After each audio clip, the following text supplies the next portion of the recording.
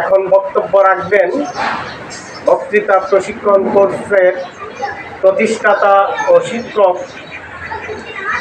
বিশিষ্ট লেখক জনাব শাহজাহান আবদালী। ধন্যবাদ সাইফুল ফারুকীকে। বক্তৃতা প্রশিক্ষণ কেন্দ্র আয়োজিত গাজী রুহুল আমিন সুদারামি সংবর্ধনা অনুষ্ঠানের শ্রদ্ধেয় সভাপতি, দেশের বিশিষ্ট ব্যবসায়ী ও তিনবার নির্বাচিত সিআইপি হাজী আব্দুস সোবাহান, মঞ্চে উপবিষ্ট সম্মানিত অতিথিবৃন্দ, প্রিয় দর্শকবৃন্দ, আসসালামু আলাইকুম। 2016 সালের 13 অক্টোবর এই পল্লীকবি জসীমউদ্দীন বাড়িতে প্রথম আমার বক্তৃতা কেন্দ্র শুরু করি। সেই অনুষ্ঠানের সভাপতিত্ব করেছিলেন বিশিষ্ট সমাজসেবক আব্দুস সাত্তার এবং প্রধান অতিথি ছিলেন বিএনপির কেন্দ্রীয় নেতা অ্যাডভোকেট প্রবেশ সিকদার। পরের ক্লাসে এই যে আজকে যাকে আমরা সম্বর্ধনা দিতে যাচ্ছি, গাজী রুহুল আমিন সুদারামি এসে উপস্থিত হলেন। তার সাথে আমার আগে থেকে পরিচয় ছিল।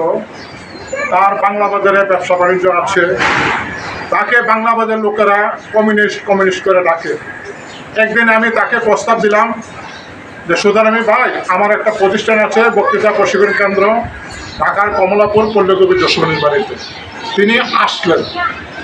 আসার পরে এই যে আসা শুরু হয়েছে, বন্ধ করেন না। উনি আসেন নেশা। তখন শুক্রবার সকালে, শনিবার বিকালে এই বাড়িতে ক্লাব চলত। উনি 2 দিনই আসতেন। এমনকি আমি ঘর থেকে বের হওয়ার আগে আমার দরজার সামনে এসে দাঁড়িয়ে থাকতেন। শুধু তাই নয়, 2017 সালে রোহিঙ্গা গণহত্যার প্রতিবাদে আমি ব্যক্তিগতভাবে 3টি মানববন্ধন করেছিলাম। প্রথম মানববন্ধন করলাম ভিক্টোরিয়া পার্কে, দ্বিতীয় দিন করলাম এই বাড়িতে, তৃতীয় দিন করলাম প্রেস ক্লাবে। এই 3টি মানববন্ধন অনুষ্ঠানে এই গাজী রুহুল আমিন সুদারামি ভাই উপস্থিত ছিলেন।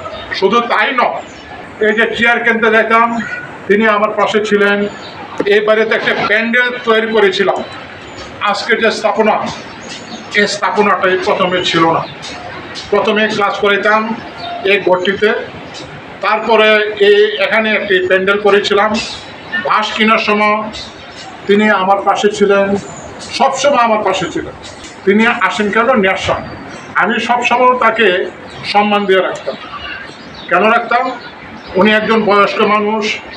আমি একটু আগে তাকে জিজ্ঞেস করলাম, আপনার বয়স কত? তিনি বললেন 86 বছর বয়স। গতকাল তার মেয়েকে ফোন দিয়েছিলাম। তার মেয়ে বললেন, আব্বা বোধ আর বক্তৃতা ক্লাসে যেতে পারবে না, কারণ বয়সের কারণে উনি অসুস্থ হয়ে গেছেন। যাই হোক, আজ এসেছেন। আমি অত্যন্ত খুশি হয়েছি।